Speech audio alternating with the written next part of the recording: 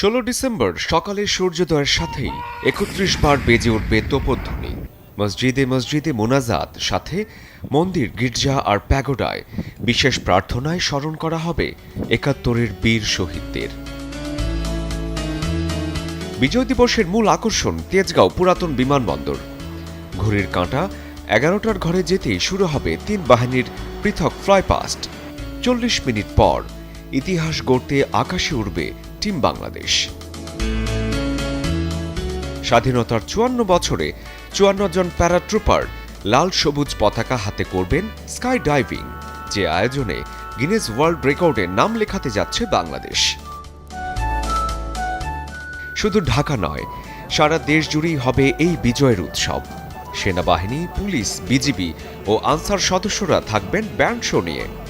মুক্তিযুদ্ধ বিষয়ক মন্ত্রণালয়ের উদ্যোগে চলবে ৩ দিনব্যাপী বিজয় মেলা প্রতিটি জেলা উপজেলায়। এর আগে ১৫ ডিসেম্বর বিকেল ৩টায় সোহরাওয়ার্দী উদ্যানে হবে অ্যাক্রোব্যাটিক শো, আর সন্ধ্যায় হবে যাত্রাপালা জেনারেল ওসমানী। ১৬ ডিসেম্বর সন্ধ্যায় স্বাধীন বাংলা বেতার কেন্দ্রের গান একযোগে গাওয়া হবে দেশের ৬৪ জেলায়।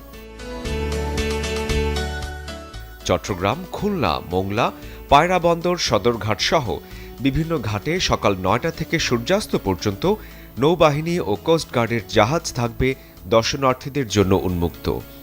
আর সিনেমা হলে শিক্ষার্থীদের জন্য চলবে বিনা টিকেটে মুক্তিযুদ্ধ ভিত্তিক চলচ্চিত্র।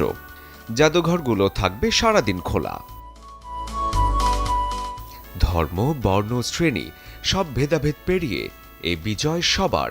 আকাশে পতাকা আর মাটিতে উৎসবের ঢেউ। বিজয় দিবসে পুরো দেশই আপনার গন্তব্য। শরীফুল হক, চ্যানেল 24।